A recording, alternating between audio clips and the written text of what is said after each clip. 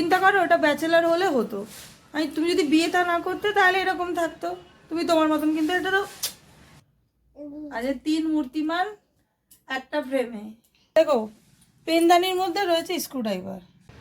সুপ্রভাত বন্ধুরা, কেমন আছো তোমরা সবাই? আমি খুব ভালো আছি, আশা করি তোমরাও খুব ভালো আছো। তো আজকে ঘুম থেকে যখন উঠলাম 7:30 নাগাদ উঠেছি, আজকে একটু দেরি করেই উঠেছি। উঠে দেখি বেশ সকালটা একটু রোদ্দুর উঠবো মানে এতটাও লেট আজকে আর হয়নি সূর্যদেবে।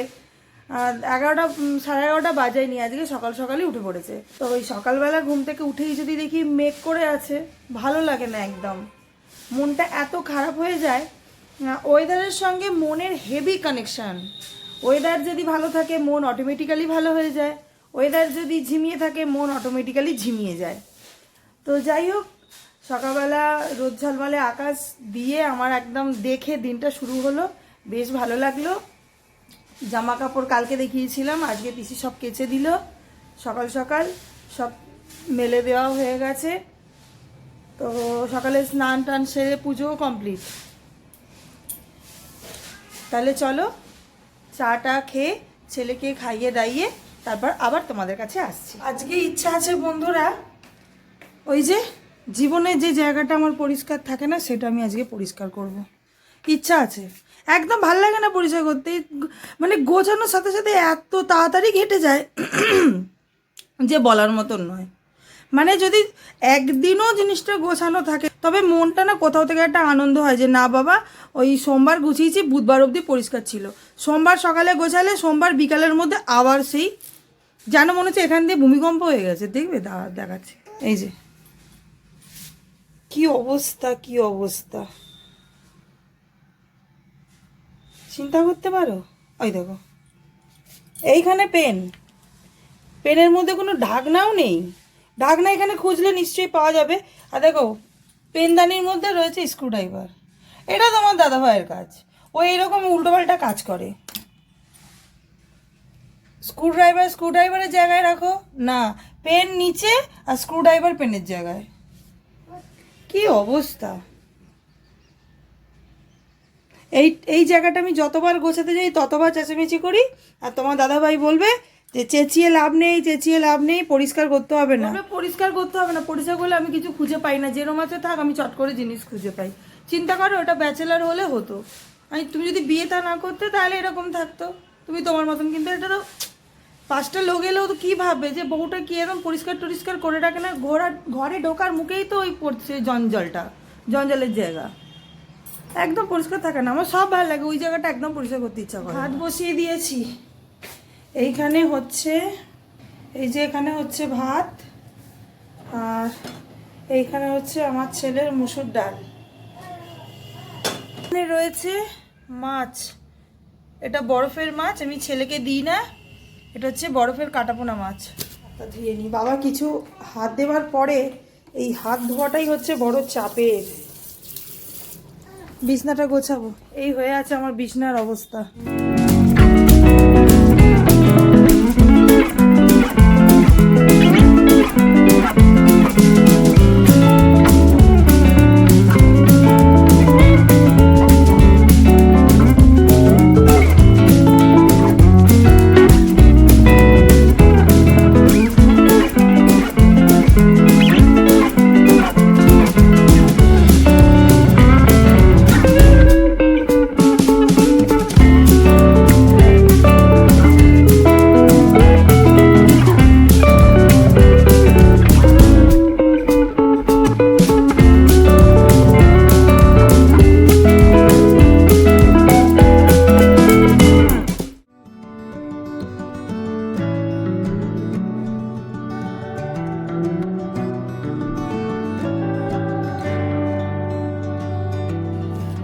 এই যে এখানে নুটু এসছে, ওই যে খেলছে। টাটা করো বাবু, টাটা। এখানে বেঁচে রেখেছি মাছ, এখানে কেটে রেখেছি আলু, এখানে টমেটো, কাঁচা ওই পেঁয়াজ, আর এখানে আদা রসুন একসাথেই আছে। এখানে হচ্ছে আমার ছেলের ডিম সেদ্ধ। মাছগুলো ভেজে নিয়েছি, মাছের ঝোল রান্না করব। এই 4 পিস মাছই আমাদের কাছে অনেক, একটার বেশি দুজনেই দুটো মাছ খেতে পছন্দ করি না, তাও নিয়ে এসছে 4 পিস মাছ। মাছের পেটিগুলো বেশ মোটা মোটা। তো যাই হোক বন্ধুরা, আমার ভিডিওটা যদি কারোর ভালো লেগে থাকে প্লিজ প্লিজ প্লিজ সাবস্ক্রাইব করে আমার পাশে থেকো, আমাকে পরিবারের একজন করে নাও তোমরা। একটা ভিডিও বানাতে অনেকটাই পরিশ্রম করতে হয় বন্ধুরা, তোমরা যারা ভিডিও বানাও নিশ্চয়ই জানো। যদি একটু সাপোর্ট করো, যদি একটু পাশে থাকো, তাহলে দ্বিতীয় দিন ভিডিও বানানোর মোটিভেশনটা পাই।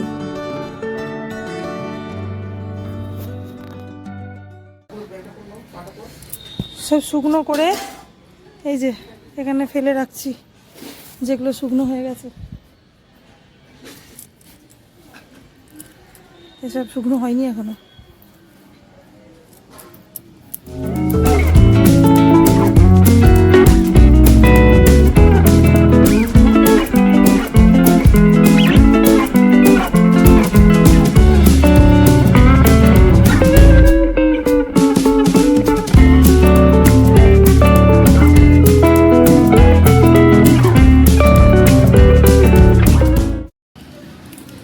এখানে হচ্ছে আমার মাছের ঝোল।